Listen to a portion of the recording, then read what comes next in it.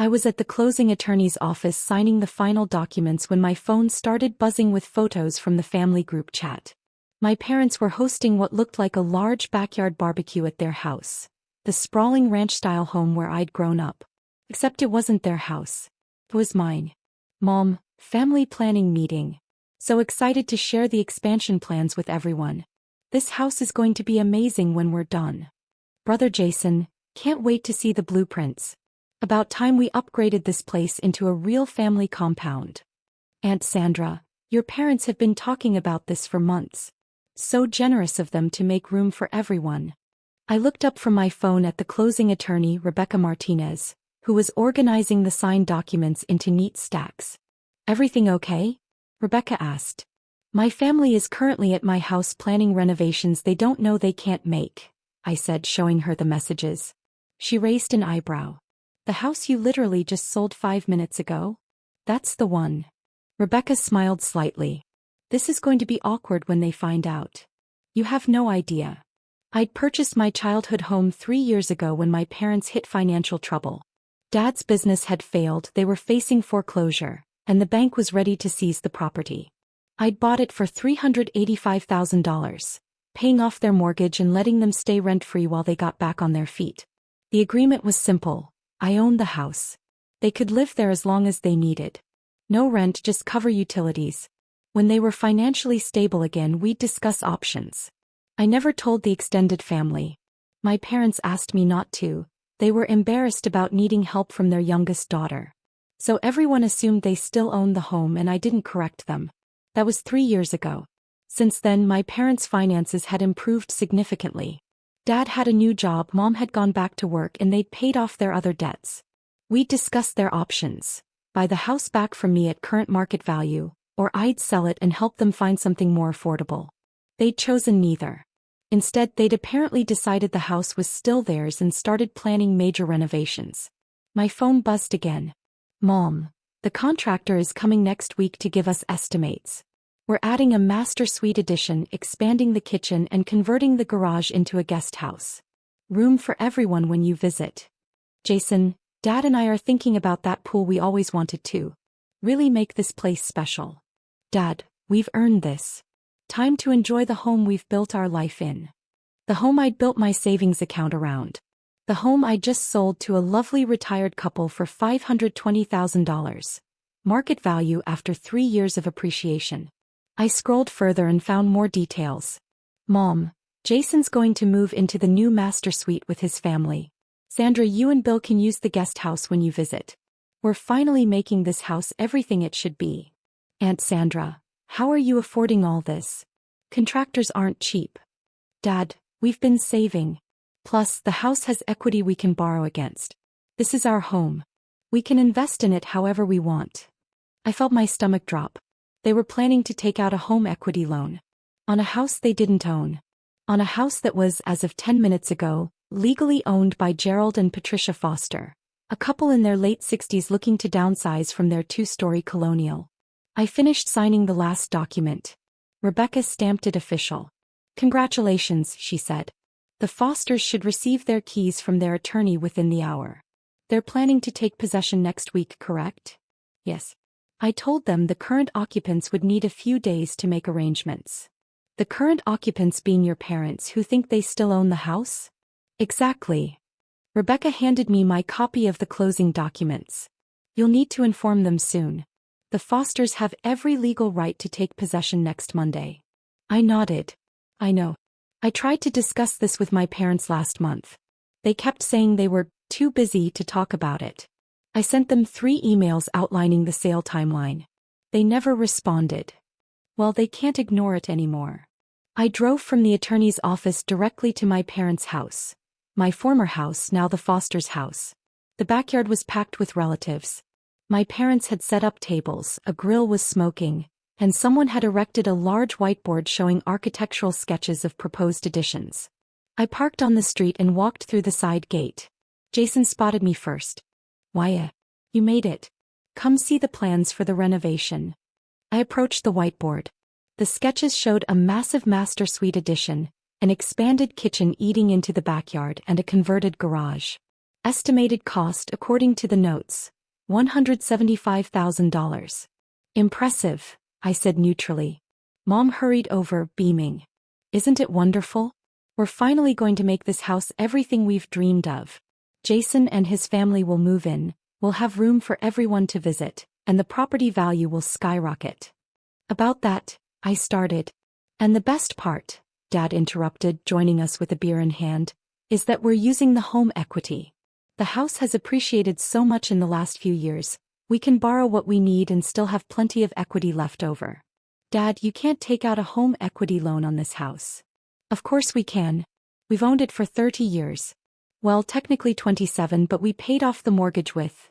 He paused, his smile faltering slightly. Well, that's water under the bridge now. You didn't pay off the mortgage, I said quietly. I did. 3 years ago. When you were facing foreclosure. The conversations around us began to quiet. Relatives were turning to listen.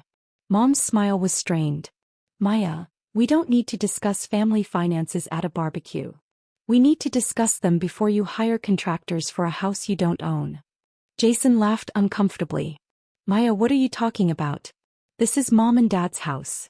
I pulled out my phone and opened my email, finding the message I'd sent my parents 3 weeks ago. I held it up so Jason could see. Subject: Final notice 1847 Maple Street sale closing. Sent May 2nd. It says, Mom and Dad, this is the 3rd time I'm reaching out about the house sale. Closing is scheduled for May 23rd at 2 p.m. You have 2 weeks to make arrangements to purchase the property from me at market value, or the sale to the Fosters will proceed as planned. Please respond ASAP. Mom waved her hand dismissively. We've been busy, Maya. We'll talk about it later. There is no later. I closed on the sale 3 hours ago. Gerald and Patricia Foster are now the legal owners of 1847 Maple Street. They take possession Monday. The backyard went completely silent. Even the grill seemed to stop sizzling. That's not funny, Jason said. I pulled the closing documents from my bag.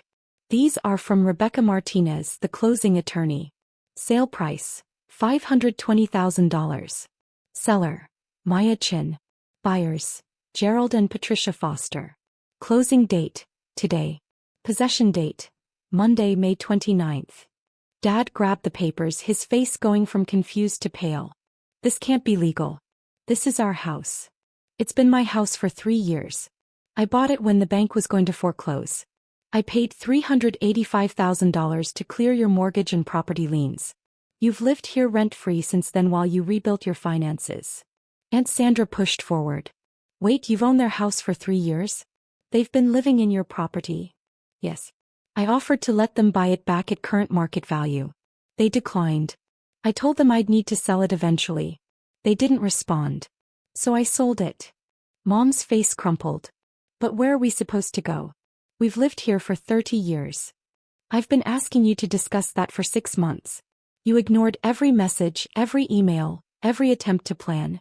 You were too busy designing renovations to a property you don't own. Jason was scrolling through the documents on his phone. I'd texted him the same information I'd sent our parents. The emails are all here. May 2nd, April 18th, March 25th. Maya sent multiple notices. You guys never responded. Dad's hands were shaking. We thought she was joking. Maya doesn't buy houses. She does computer security stuff or something.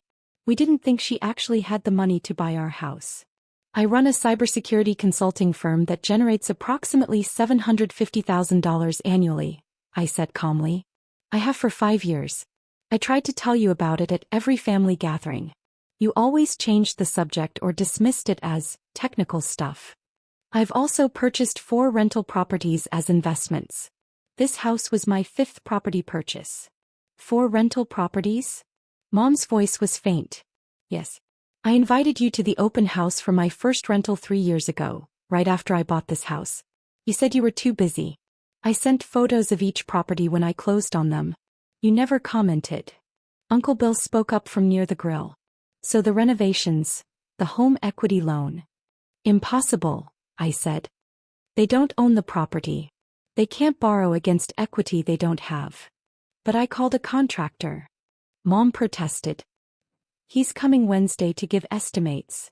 Then you should cancel that appointment. The new owners have their own contractor.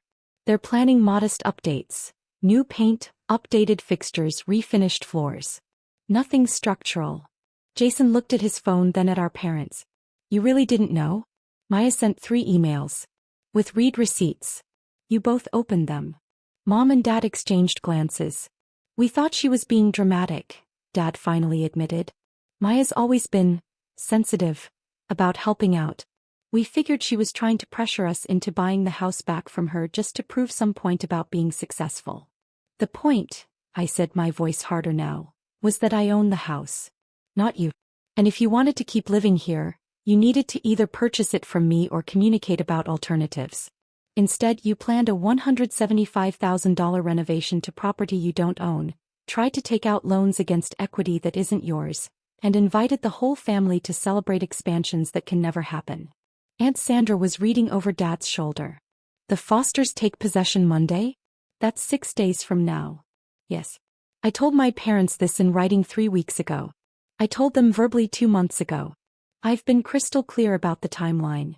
Where are we supposed to go? Mom asked, tears forming. This is our home. I've been asking you that for half a year. You refused to discuss it. I have a rental property available in Riverside. 3 bedrooms, smaller yard, $1,800 monthly rent. I offered it to you at $1,400 as family rate. You never responded. Riverside. Jason made a face. That's across town. That's not even a nice neighborhood. It's a perfectly fine neighborhood. And it's what's available in your price range. Unless you'd like to buy something which requires a down payment, good credit, and stable income. Dad squared his shoulders. We have good credit. Our finances are solid now. Then you can work with a realtor to find something. I can recommend several. But you have 6 days to move out of this house. 6 days. Mom cried. We can't pack 30 years in 6 days. You've had 3 years to make a plan. You chose to ignore the situation. Uncle Bill stepped forward. Maya, be reasonable. They're your parents. Surely you can give them more time, work something out with the new owners. The Fosters have been living with their daughter for 4 months while waiting to close on this house. They've sold their previous home. They're scheduled to move in Monday. I'm not asking them to delay because my parents refuse to face reality. Jason ran his hands through his hair. This is insane. We had plans. I was going to move my family in, we were going to expand. Plans based on a fantasy, I interrupted. None of you asked who actually owned this house. You all just assumed. When I tried to clarify, I was dismissed, ignored, or accused of being dramatic. Because we didn't think you were serious. Mom said. You're our daughter. Daughters don't sell their parents' homes out from under them. Daughters don't buy their parents' homes to save them from foreclosure only to have those parents pretend it never happened, I countered. I rescued you from financial disaster. I asked for nothing in return except acknowledgement of reality. You couldn't even give me that. The relatives were quiet now, looking uncomfortable. Some were gathering their things, clearly wanting to escape the tension. Dad's voice was quiet. What do you want us to do? Pack. Find temporary housing. Work with a realtor if you want to buy. Rent if that's more realistic. Figure out a plan, which is what I've been asking you to do for 6 months. And if we can't find something by Monday? There are extended stay hotels. The Riverside rental I mentioned. Mom's sister in Portland offered to let you stay with her last year. Maybe that's still an option. You've really thought this through, Jason said bitterly. Really planned how to throw our parents out on the street. I've spent 6 months trying to help them plan. They refused. I can't force adults to face reality, but I can move forward with my own financial decisions. I needed to sell this property. I gave them first right of refusal, multiple opportunities to buy it back, and months of notice. They ignored all of it. I looked at my parents, feeling exhausted. I tried to help you. I did help you. I saved this house from foreclosure and let you live here free for 3 years. But you can't acknowledge that help because it means admitting I'm successful, that I have money, that your youngest daughter bailed you out. Your pride is so strong that you'd rather plan fantasy renovations than face the truth. Mom was crying openly now. Dad just looked defeated. I gathered my things. The Fosters will be here Monday at 10 a.m. with their moving truck. Please have your belongings out by then. If you need help finding movers or storage, let me know. But the sale is final. The house is theirs. I walked back through the side gate, leaving the silent barbecue behind me. No one followed. Monday morning at 9:45 a.m., I arrived at 1847 Maple Street to meet the Fosters. My parents' cars were gone from the driveway. The house looked empty. Gerald and Patricia pulled up at 9:55, their faces bright with excitement. "We can't wait to get started," Patricia said. "This house is going to be perfect for us." We walked through together. My parents had taken their furniture but left the house clean. No damage, no mess. On the kitchen counter sat an envelope with my name on it. Inside was a short note in my mother's handwriting. "We're staying with Sandra for now. We don't understand why you did this, but we've moved out as requested. Don't expect us at family events for a while." No apology. No acknowledgement. Just hurt feelings and blame. I handed the keys to Gerald and Patricia. "Welcome home." 3 months later, my parents rented a 2-bedroom apartment in a less expensive part of town. Jason and his family stayed in their own place. Turns out the Master Suite edition was his idea, not theirs. The family barbecue planning session had been his attempt to pressure our parents into making room for him without having to pay for housing. Mom sends occasional terse text messages about grandchildren. Dad doesn't contact me at all. Aunt Sandra told me they tell people they decided to downsize and wanted something more manageable. They never mention that they lived in my house for 3 years. They never mention the foreclosure I saved them from. They never mention that I tried for 6 months to help them plan their next move. Gerald and Patricia Foster send me Christmas cards. They love the house. They refinished the hardwood floors, updated the kitchen with quartz countertops, and planted a garden in the backyard. They send photos sometimes. The house looks better than it ever did when my parents lived there. I still have the closing documents in my filing cabinet, next to the purchase agreement from 3 years ago showing how I saved that house from foreclosure. Sometimes I take them out and look at them, remembering the family barbecue where everyone planned renovations to a property they didn't own. My parents built their dreams on land I'd purchased. When reality arrived, they blamed me for their fantasies' collapse. But I'm not sorry. I gave them every chance. They chose pride over planning. Now they rent an apartment and pretend it was their choice. And I own 4 rental properties that generate $156,000 annually in passive income. Sometimes the daughter who does computer stuff knows more about real estate than the parents who lived in the same house for 30 years. They just never bothered to ask.